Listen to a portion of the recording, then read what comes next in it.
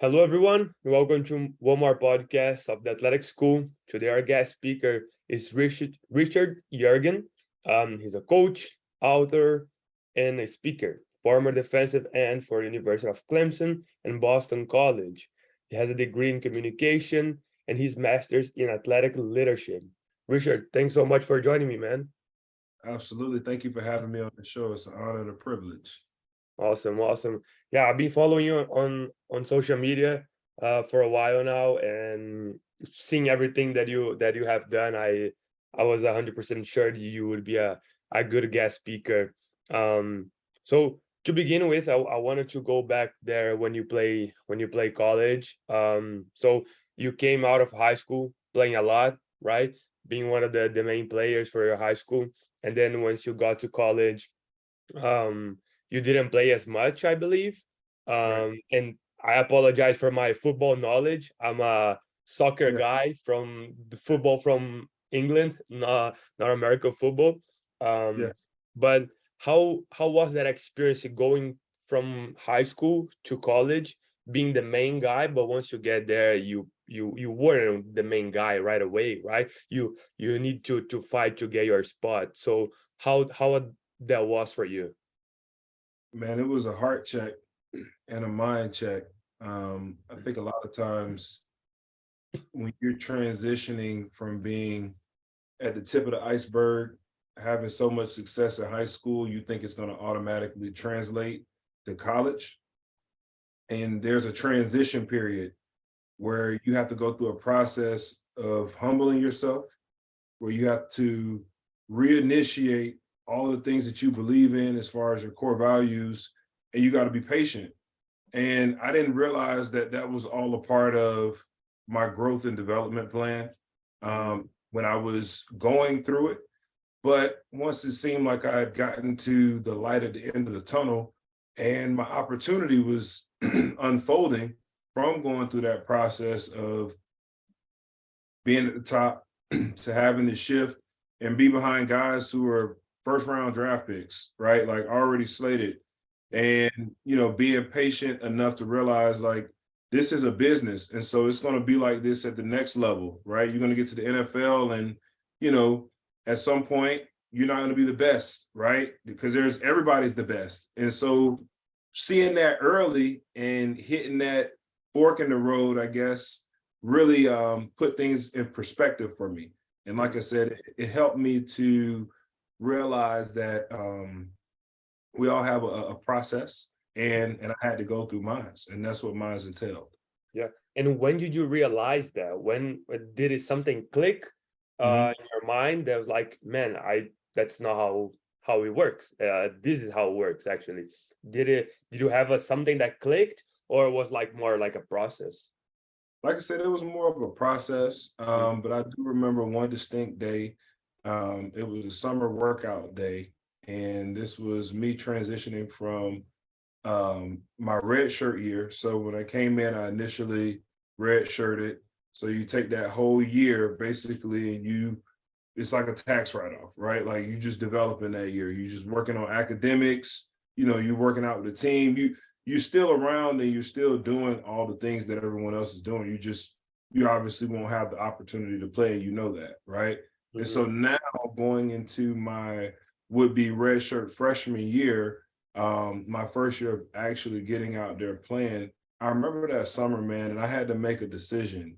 And that decision was, how do I put on 30 pounds and how do I learn this playbook in the next 3 months? Because I would say my first year, there was a lot of off the field things that I had to work through. I had to grow through, right? And so it kind of took away from the on the field development. So I was behind in that sense. So I had 3 months, like literally. Coach Sweeney sat me down. He was like, "You got 3 months to gain this weight, learn these plays, do all this stuff, and then have a legitimate opportunity at being a backup in the rotation as a young player," which was a great opportunity, right? Like to back up a first round pick or two first round picks essentially, and Shaq Lawson and Kevin Dodd. And I was like, well, I guess I got to do it. So man, I had to consume 5,000 calories at least a day in order to gain 2.5 pounds, right? And to stay ahead of the curve. And like I remember the journey started, and I would get up in the morning and I would literally have eaten so much the night before to try to have my stomach full to put on and gain weight, because you lose weight while you sleep. And so in the morning, having to get up and then eat again before a workout, throwing up on your way to the workout, leaving the workout, and then putting more food back in your body and trying to build yourself up and get to be the player. And man, it was just a lot, man. And then trying to balance school, just trying to balance everything, but realizing that my priority was, I said I was committed. So now I had to make the sacrifices to get to the end result, which was that opportunity to be in the rotation. And would you say that was worth it? Every day of the week it's worth it, especially when you put your, like I said, your heart and your mind into it, because it's a heart and a mind check. And so for me, once those two things are in alignment with what I'm doing, there's no stopping me. Awesome. Yeah, and I love that, because I feel like a lot of people think like, oh, it's a lot of work, I don't want to go through all of that. But then for some people like you, people that are probably listening to the podcast, they think that it's worth it. It's okay to suffer now to get what we wanted to get. And I think that's it's good to hear that from you and from someone that already went through all of that, saying that was worth it. So that's awesome.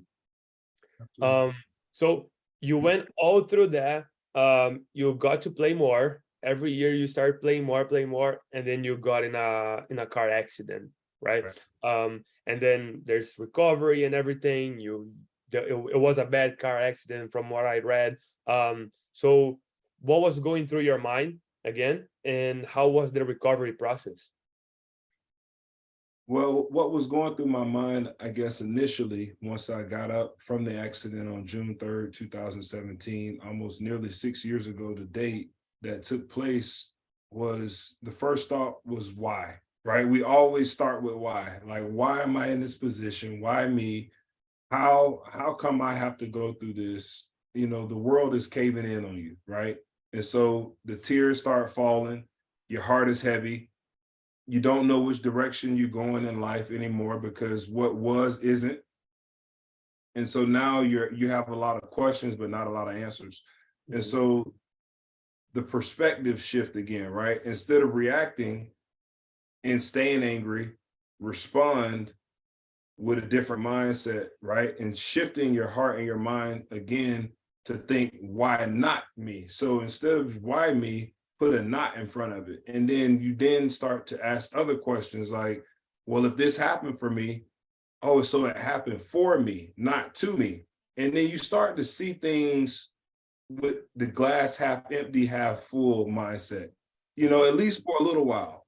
And then you hit your lows in your process of recovery, right? So for me, it was mental and physical rehab, right? So knowing that, I struggle with addictions, and, there's taking painkillers, I'm depressed, I'm at home, I'm on bed rest, I can't drive, I can't work out, I can't do any of the things that as an athlete, I've devoted my entire life to, through discipline, dedication, not being distracted. Now I've got all this time, and, I've got all this pain. So either I can sit here and mope about it and do drugs all day, or I can get up and at least thank God and have gratitude. And then I can sit and I can write about it. So I started to journal whenever I felt myself in those moments of being pulled, and I wasn't going to be able to climb my way out of the valley that I was in. Writing made me feel like I was back on the mountaintop, like I was having success, because then you're charting and you're tracking your progress. And so for me, I tell you what, if it wasn't for writing, if it wasn't for having good people in my corner, being able to talk to them, when they could pull me up when I was low, I wouldn't have been able to sustain through the physical grind of every day trying to rebuild, relearn, reteach yourself some of the simple things that we take for granted every day. And ultimately, like I said, that 2-year process is what led me back, to play football again, at Boston College, and very thankful for that. Hmm. Yeah, and I love what you said about realizing that it didn't happen to you, it happened for you, right? There's a saying in Portuguese that we say, God is so fair that he will never give you a cross that you don't have the strength to carry, right? So everyone Yeah. has their own crosses to carry along the way, along their lives. um, but God is so fair that the cross that you're carrying is because you have the power, you have the strength to carry, right? And once we realize that, things not necessarily becomes easier, but they get it's possible to do it in a way, right? Because now we know that it's for us, it's not to us, right? Mhm. And I love that. So when you and then you recover, you go back to football, you went to Boston College, and then now you take a role of a leader there, right? um how how was that for you, becoming a leader? Did you feel that you needed to become a leader? How when do you realize that you were a leader on that team? It was interesting.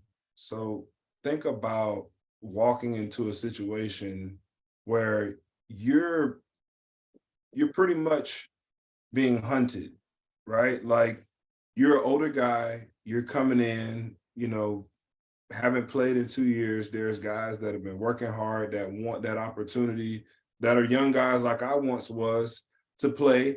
And then here I am inserting myself. And so that means I'm going to be taking someone else's opportunities, essentially, right? And I'm only there for a very short period of time. So it could have been very transactional, but I made it relational. And I wanted to be intentional and meaningful and purpose driven when I got there, for it not to just be about me and what I was trying to accomplish while I was there, but helping other people. And I think taking that approach and having the maturity and the wisdom to know, like, I'm not coming in here trying to change anything. I'm just trying to add value wherever I can and present myself as the most authentic version of myself, because along this journey, I'm going to need help. So I knew, like, even if I was the starter, if I wasn't the starter, that I would be playing a lot, every game, and that I would be, asked to do a lot of things, and I haven't done them in a while. So for me, I kind of had a system, with my coach, and, it was be honest with me at all times, right? About how you're feeling and what you're going through so that I can help you. And we can, create a plan to get you to the finish line. And for me, that would have never been possible, like I said, if I didn't come in with the mindset to serve first and to give, whatever I could give, even if it was something on the field or off the field, whether I was picking a guy up, giving him a ride, whether that was staying late watching film with somebody, whether that was lifting extra weights after practice with somebody else, just in the mindset of constantly developing other people's gift while I'm working on myself, right? And so that really was my mindset that I led with, and it ended up paying off for me, if that makes sense. Yeah, of course. No, it does. And it's almost funny how you mentioned that, how the approach that you took. So I just graduated from college here, and I was also going through some stuff, but then something that you mentioned that I think it's really important, because um, there are a different paths that we can take in order to achieve what we want, right? So we can do things in a genuine way, with purpose, as you mentioned, right? Or we can hunt the other people back, right? Or we can not play by the rules, basically. Right. um and and it's crazy how when you play clean, when you don't cheat, when you do everything in a genuine way. It's not like I'm doing something good for you, I want to add value to the team, as you mentioned, and not because I want to play, it's because I want to add value, period, right? And then you end up playing more because you are adding value, you know Right, right, right, right. You know what I'm saying? So it's yeah. like, you got to give to get in the world, right? Like, everybody wants to receive, but no Yeah. one wants to lend a hand. Yeah. And I was there to lend a hand because I've been through all this stuff. So I already knew all the emotional stuff that comes with a new guy coming in. So I already knew, like, all right, I'm gonna take a different approach, right? Like, so Yeah, absolutely. that's and that's awesome. And I think people need to understand that more because I was doing so much. So there's actually a funny story that there was a lady here at the school that I think I opened the door for her like a couple of times, when she was carrying a lot of stuff, and then she was saying, "Oh, thank you so much. You are so kind." And like I was just opening the door for her. But then later on, so many things happened. She met my mom. They became friends, and then she helped finding new scholarships for me because she knew I was struggling financially. Mhm. Just because I opened the door for her, and I never thought like, oh, let me open the door for her so she can give me scholarships. Like I never thought of that before, but because we do things in a genuine way, things come back to us in a good way as well. So I love that you said that how you took that different approach. That's awesome. um so I want to talk about your book. What's the message that you want to send with that? What's the book about? Like I mentioned to you before, it's on my list, so yeah. Sir. So the man is greater than the brand. Subtitle: Shedding Past Brokenness to Live Life as Kings and Queens. So the book basically, right, breaks down the three phases of transition of a young man or young woman. You go from being a boy to being a man to being a king, or you go from being a girl to a woman to being a queen, right? And so for me, the past 13 years of my life have been invigorating. They've been inspiring. They've been impactful.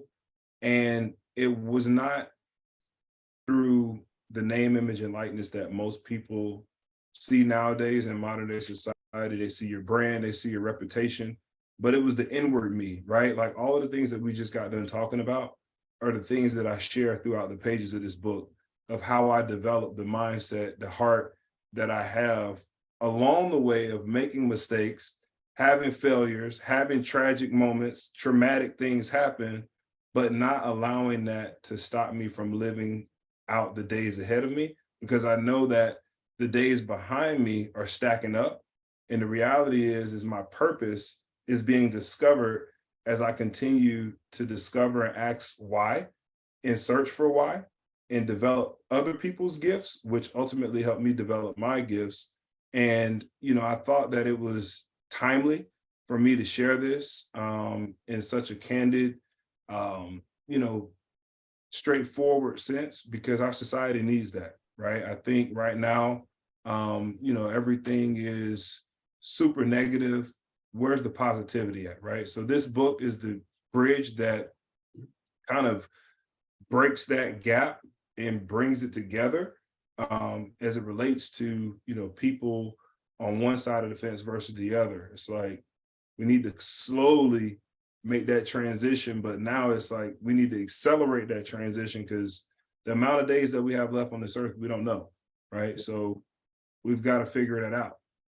And Yeah. this book is going to put you in the right direction to Awesome. figure I love the message. Like I said, I need to read as soon as I can. I really like the idea, especially the three transitional phases. I like that. That's a really good way to put it. it Um, Richard, so a question that I always ask the guest speakers here, because I feel like so different for everyone. So what's your definition of success? Well, I think the measure of success is based on how many people you end up blessing, right? So, in the middle of your dash, I was born in 1996. I don't know when it's going to close, right? But if all I leave behind is $1 million insurance policies for my kids and my wife and possessions, but I don't leave them behind anything that tangibly you can't see, but it's going to live on, and that's a legacy, right? So I think a lot of times your success is determined upon your legacy and your lineage, right? That you're creating and that you're leaving behind, and how many people you're going to be able to bless. So until I'm able to bless generations upon generations in my family, I've got a lot of work to do. Awesome. I love that, because I was just thinking about legacy, because legacy never dies, right? Legacy always stay alive in people's heart. But like you said, possession, money, those things, they will die eventually. So yeah, I love that. I never heard of that before. Again, that's why I asked that question. So that's awesome. Um, any podcasts, any books that you would like to recommend besides yours, of course? Oh no, so I would recommend 3 books: Starter Kit, 21 Irrefutable Laws of Leadership by John Maxwell. I think that's going to help your mindset shift towards, if you're a leader that's looking to, build a foundation. That's a really good book that was given to me. Definitely David Goggins, Can't Hurt Me. I mean, at the end of the day, we all have that dog somewhere in us in our heart. And that book for me really helped me on my journey of recovery, for sure. And the last, but very much so not the least, Think and Grow Rich by Napoleon Hill. When you're talking about finances, possessions, and things, we do need to be smart and know how to manage those things. So I think if you're looking for a starter kit on how to put yourself ahead of the competition, those 3 books. Awesome. Quick question. We talk about leadership a little bit, right? You mentioned people that are technically leaders, and you were a leader on your career. Do you think that you need to be a leader in order to succeed? No, you No. don't always have to be a leader. There are followers, right? Because every leader was a follower before he was a leader. So when you're a follower, make sure you're following the leader that's emulating and modeling himself after the one who was perfect. And so when you're in that order, right, you can never fall out of line because you're always in alignment with him. That makes sense. Yeah, it does. It does. Quick question again. I'm sorry. Questions keep coming to my head. What's your relationship with God? My relationship with God is a spiritual thing. I think a lot of people, they're waiting for somebody else to feed them in regards to what the word is and not going and getting it for themselves. I think for me, I've had my own life experiences that, when you read the Bible just to read it or you pick it up, it has different meaning when you go through different seasons and different things. Yeah. So scripture that might not have made sense, like for me, I always recount John 13:7. You may not understand now, but you'll understand it later.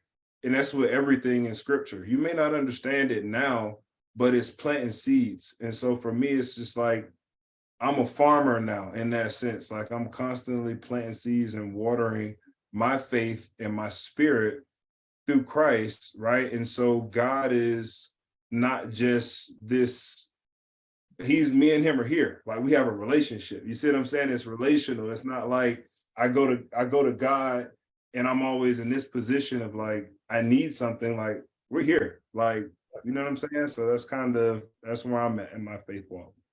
Awesome. I really like that approach. Richard, again, thanks so much for joining me. I think they're gonna take a lot of insights from this. I'm looking forward to read your book, as I mentioned.